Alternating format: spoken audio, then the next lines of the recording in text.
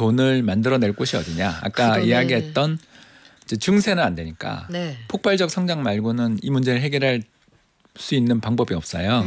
왜냐하면 관세는 아까도 말씀드린 그렇죠. 부작용이 너무 크니까. 해결할 수 있는 트럼프 대통령이 그래서 제가 봤을 때 마지막 카드이자 가장 중요한 카드는 셰일 오일 생산이다.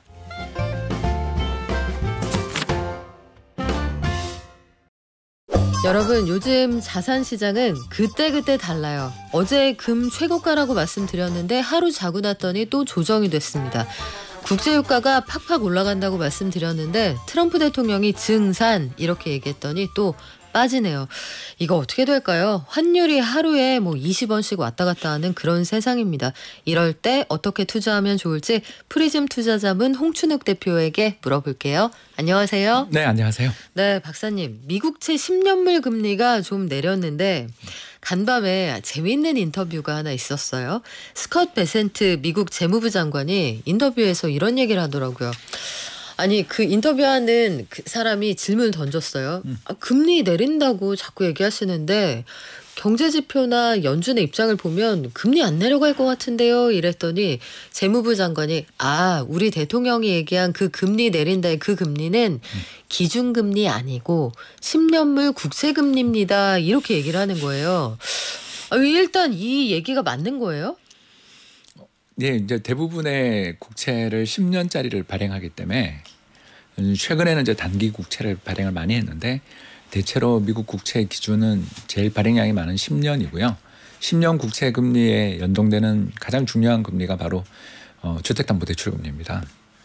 미국 모기지금리라고 하는데요. 네. 그 모기지금리가 여기에 이제 연동돼서 움직이기 때문에 가장 중요한 금리는 10년 만기 국채 금리가 맞는데 이걸 정부가 그 목표 수준이라든가 금리의 방향을 이야기하는 자체는 일단 사리에 맞지 않다. 이례적이죠, 좀. 예, 이게 왜 그러냐면 이제 세계에서 제일 큰 시장이 외환 시장이고 그 다음으로 큰 시장이 사실은 미국 국채 시장이라고 저희들이 부르거든요. 네. 왜냐하면 직접 거래도 있지만 파생되는 수합 시장까지 거래가 되기 때문에 사실 외환 시장에서 이루어지고 있는 수많은 거래들의 대부분이 통화 수합이라는 계약들을 하기 때문에 그렇습니다. 그러니까 이 말은 여기 참가하는 시장 참가자들의 규모가 어마어마하다라는 건데 이걸 무슨 수로 그 미국 중앙은행도 아닌 중앙은행도 사실 10년물 국고금리 흔드는 건 쉽지 않은데 재무장관이나 대통령이 이걸 이야기한다고 해서 효과는 거의 없는데 굳이 이걸 이야기하는 이유는 결국 파월 의장이랑 잘 대화가 안 되는 게 기준금리 안 빠질 것 같으니까. 예, 제가 생각해도 뭐 이제 오늘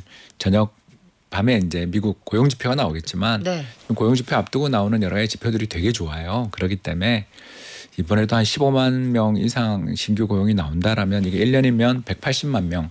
그럼 180만 명인데 지금 트럼프 대통령은 외국인 쫓아내고 있으니까 사실 한 해에 들어오는 노동시장에 진입하는 사람들이 미국 태생 사람만 180만 명이라고 부르거든요. 그럼 그 사람들을 완전히 다 충족시킬 수 있을 만큼의 일자리가 생기는 거니까 실업률 더 내려갈 수도 있다는 이야기인데 무슨 수로 장기 시장 금리를 내리겠다라고 이야기를 하는지 그러니까 이런 걸 보면 이제 저희가 파퓰리즘이라고 부르는 거죠. 그러면 일단 여기에서 우리가 말한 금리는 그 금리 아니야라고 얘기했던 건 정책을 우리 마음대로 가져가기 어려울 것 같으니까 일종의 좀 말장난을 하는 건가요? 그러면? 네, 근데 이제 이거 하고 좀 사실 시장이 반응이 있었던 건 왜냐하면 이제 미국 국채 금리가 이렇게 오르게 된 이유는 두 가지인데 하나는 미국 경제가 좋은 거겠지만 사실은 트럼프 행정부가 딱 출범하자마자 금리 급등하기 시작했거든요. 왜 금리가 급등했냐면 이제 두 가지 이유 때문인데 하나는 이제 관세부가 인플레가 날 수 있다 이걸 걱정하고 다른 하나는 그 개인 소득세와 법인세에 대한 감세 조치를 항고하겠다라는 게 트럼프 행정부의 기본적인 정책 방향인데 이게 또 상하 양원을 공화당이 장악해서 그렇죠. 사실 뭐 이제 마음대로 할 수 있거든요. 감세를 한다는 거는 돈이 줄어든다는 건데 그럼 돈 어디서나 국채 찍어서 여기에서 돈을 가져오겠지 요 생각 때문이란 말씀이죠. 그렇죠. 그런데 이제 뭐 트럼프 행정부의 정책에 보관이 없는 건 아닙니다. 이게 뭐냐면 미국의 1년에 GDP가 30조 달러. 정말 우리나라가 2조 달러니까 우리나라 15배 정도 되는 뭐 세계 최강대국이고 최근 이제 뭐 중국의 추격 이런 건 저 멀리 떨어뜨리고 있는 중이잖아요. 근데 이제 이 나라가 수입을 얼마 할까요? 3조 달러 정도 합니다. 얼마 안 해요. 그러니까 우리나라랑 다릅니다. 거기는 전체 시장의 90%가 내수인 거예요. 그러니까 3조 달러밖에 안 됩니다. 그러면 3조 달러에 대해서 예를 들어 그냥 가정입니다. 세금 20% 관세를 일률적으로 부과해서 6천억 달러를 거둔다. 이러면 사실 그 재정 적자 문제가 다 해결이 됩니다. 그래요? 왜 그러냐면 이제 미국 전체 30조 달러 정도 되는데 국가 예산이 한 6조 달러 정도, 7조 달러 정도가 되는데 그 6조 달러, 7조 달러 중에 이제 그 절반이 3조 달러 가까이가 어디서 돈이 나오냐면 개인 소비세에서 나오는데 이 개인 소비세를 이제 예를 들어서 3조 달러를 한 10% 깎아서 3천억 불을 감면해 준다. 예를 들어서 이렇게 하면 관세로 모든 걸 커버할 수 있는.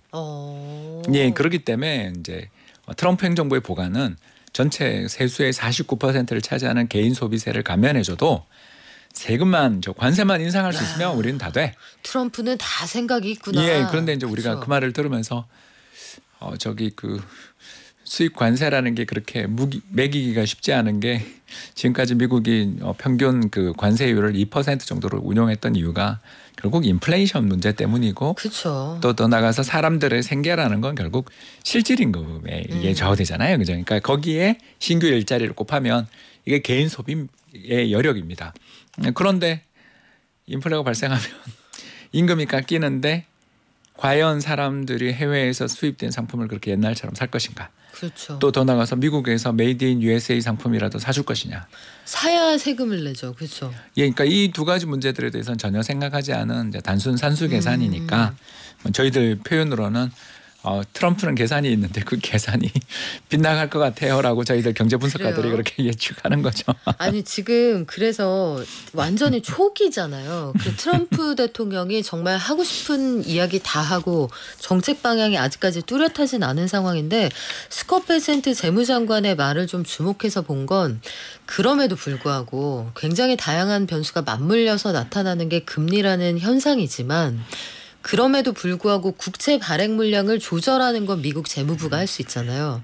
그래서 저는 어저께 이 국채금리를 내리자는 거야 이 발언에 이 국채금리가 실제로 좀 내려갔던 건 아니 미국 재무부가 국채 발행량을 줄인다는 뜻인가? 그러면 관세 정책이나 아니면 감세 정책을 좀 변형을 할 수도 있다는 뜻인가? 이렇게도 해석이 될 여지가 있지 않을까요? 근데 이제 그게 말이 안 되는 소리인 게 그러니까 이제 이분이 월가 출신이지만 그 트럼프 행정부의 거의 몇 안 되는 전문가잖아요.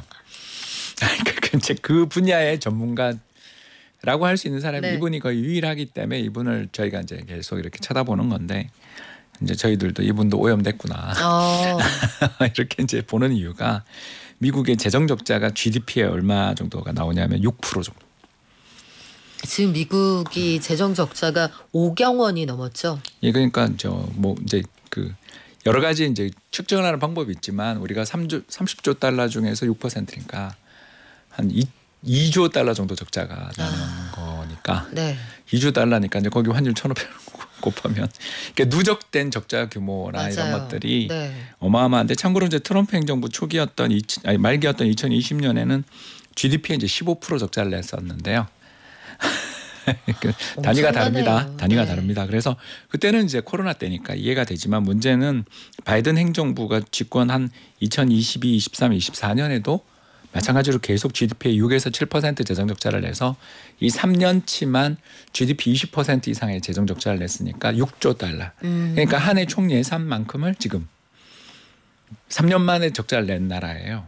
국채 덜 찍기 힘들겠는데요. 그렇죠. 그러니까 네. 이걸 대해서 이제 옐런 재무장관 전 재무장관은 칭송하는 사람이 많은 게 그렇게 엉망으로 바이든이 경제를 운영하고 있는데도 불구하고 금리가 그밖에 안 올랐다라는 건 옐런이 잘한 거다. 근데 이제 옐런은 어떻게 했냐면 장기채를 안 찍고 반기채. 1년 2년짜리 열심히 발행을 했거든요.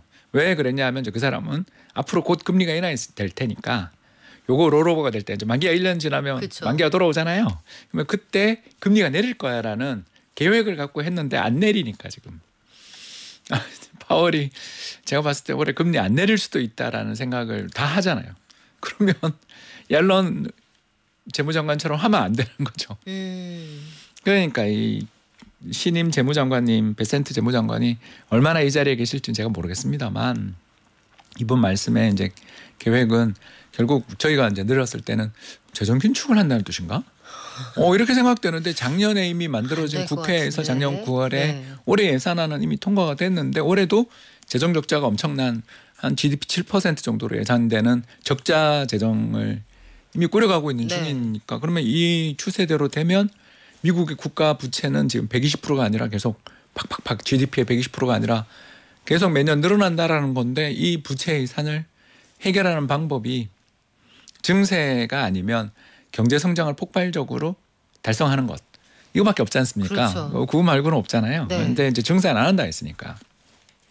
그러니까 관세만 인상이니까. 야.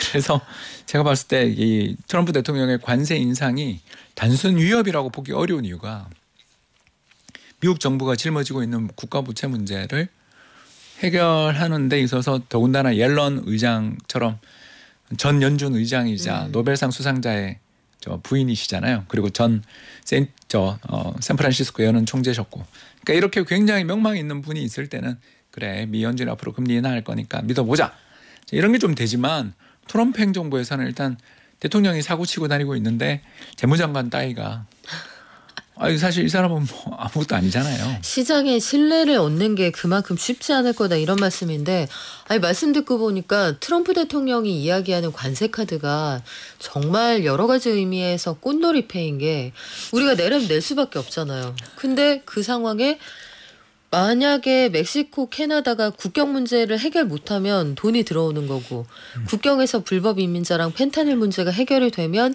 사회적으로 굉장히 오랫동안 누적됐던 숙제가 해결이 되는 거고 그러니까 어느 쪽으로도 미국은 지금 원하는 방향으로 가고 있다는 생각이 들어서 오히려 박사님 우리가 이렇게 이해할 수도 있지 않아요? 트럼프 대통령을 굉장히 예측 불가능한 인물이라고들 다들 표현을 하는데 누적된 재정 적자가 어마어마하고 펜타닐이 사회를 병들게 하고 블루칼라의 일자리가 부족하다. 이 어제 오늘 일이 아니니까. 그렇죠. 오히려 트럼프 대통령은 아주 오래된 미래를 미리 내다보고 그냥 그 길로 가고 있는 거 아니에요? 네, 그렇게도 볼 수 있죠. 이제 그러려면 돈이 필요하잖아요. 야. 네, 그래서 이제 그 돈을 만들어낼 곳이 어디냐? 아까 이야기했던 이제 증세는 안 되니까 네. 폭발적 성장 말고는 이 문제를 해결할 수 있는 방법이 없어요. 왜냐하면 관세는 아까도 말씀드린 부작용이 너무 크니까 해결할 수 있는 트럼프 대통령이 그래서 제가 봤을 때 마지막 카드이자 가장 중요한 카드는 셰일 오일 생산이다.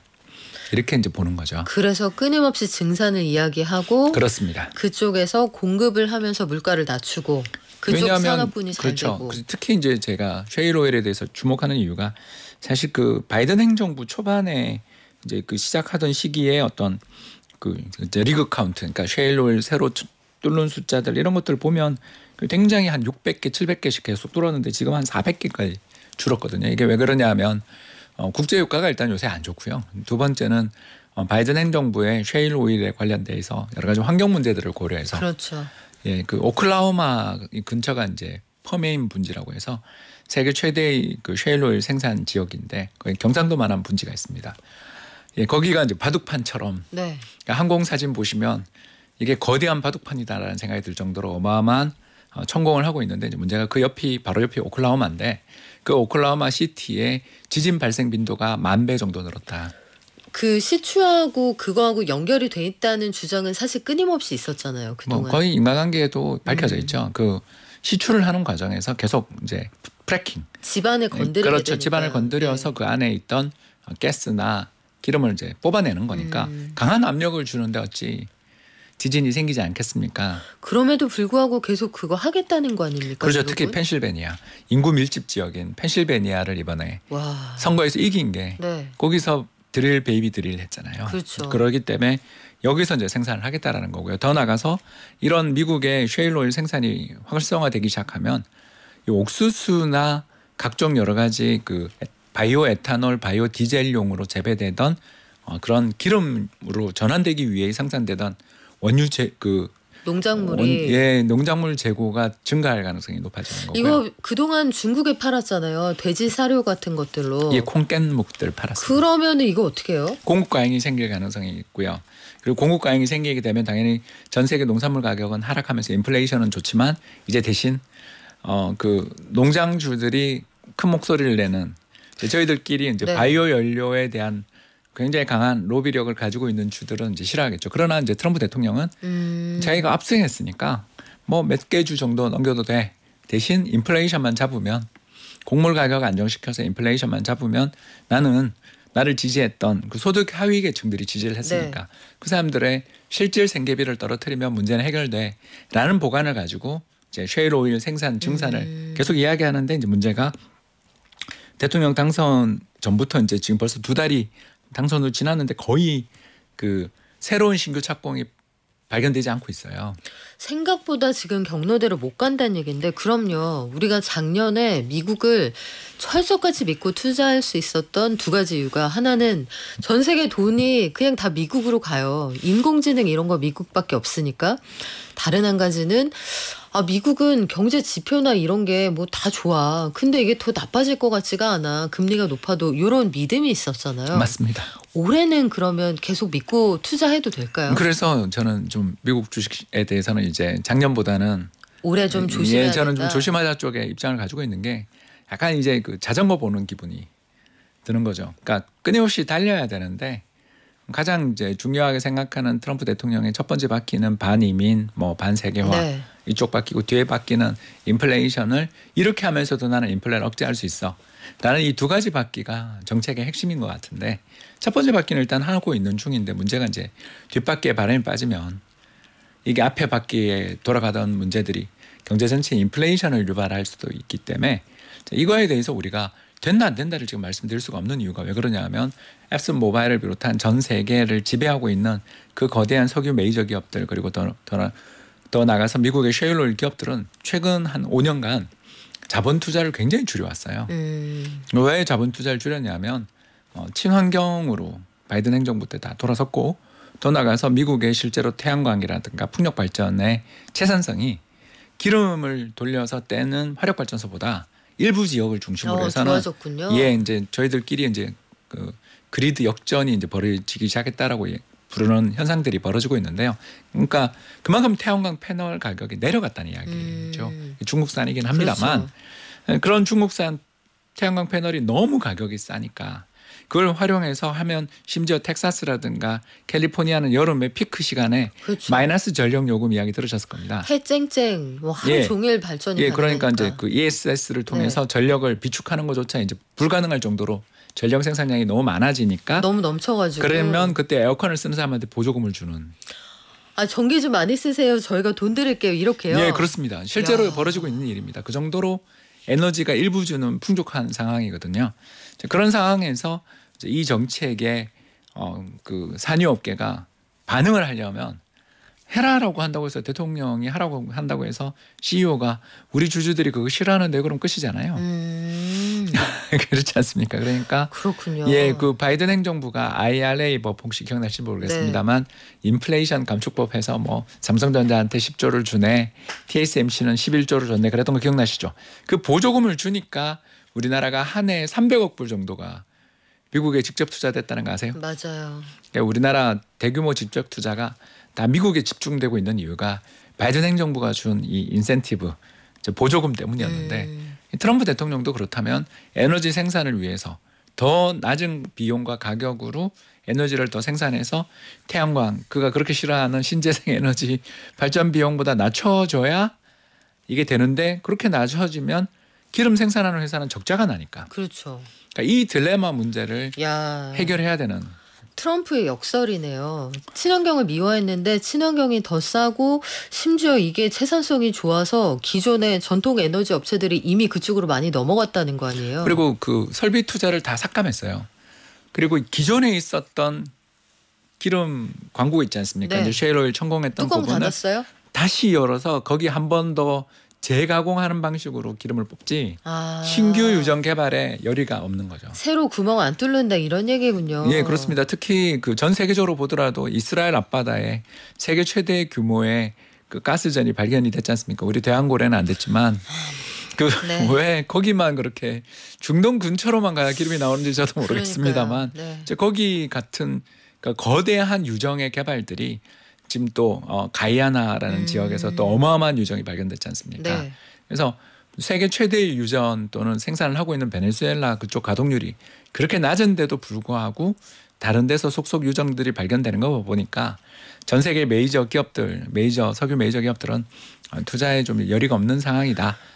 그래서 이 문제를 어떻게 해결하느냐 이게 네. 이제 진정한 의미의 정치력이고 협상력이라고 볼 수 있겠습니다. 자, 이런 상황에서 우리는 사실은 강력한 리더십이 지금 부재한 상황이고 조만간 우리나라에도 이런저런 청구서를 내밀게 될 텐데 미국 투자는 작년만큼 수월치 않으니까 조심하라고 하셨고 국내장은 뭐 올해도 만만치가 않을 것 같은데 그럼 중국은 어때요? 중국. 예, 계속 좋게 보고 있습니다. 계속. 예, 저는 일단 자산 시장에서 가장 중요한 지표는 뭐냐 물으면 싸냐.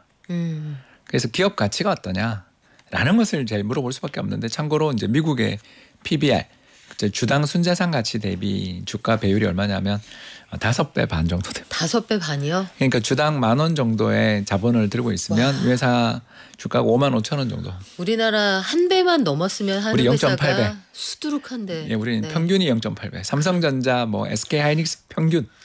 그러면 중국은 올해도 유명한 예, 상황이다. 특히 뭐 지난해 여름에 한때는 그 홍콩에 상장돼 있는 중국 기업들 PBR이 0.5배였습니다. 뭐 그래서 폭탄 뭐- 세일이네요. 그래서 네. 좀 올랐다 그래봐야 0.8배. 그런데 우리보다 사실 중국의 경제 성장 속도는 더 빠르니까 경제 성장 속도가 더 빠른 나라의 어떤 PBR은 더 높아야 되니까 우리나라보다 사실 중국의 평균 PBR이 2배 정도로 훨 높았거든요. 네. 그때 높았던 나라가 이렇게 저평가돼 있고 더군다나 뭐 이번에 딥시크 쇼크를 줄 정도로 만만치 않은 나라잖아요. 거기 마지막 세 번째가 이미 중국은 미국에 대해서 관세 20%를 부담하면서 경제를 끌고 가고 있는 중이라 다른 나라 관세 다 폭탄 맞으면 그냥 들썩들썩합니다만 중국은 별로 그게 큰 영향이 아, 없거든요. 중국은 인이 배겼구나. 지금 워낙 많이 맞아가지고. 그때 이제 2018년부터 시작해서 중국이 지금까지 경제가 굉장히 안 좋은 이유 중에 하나가 수출이 잘 안 되기 때문이잖아요.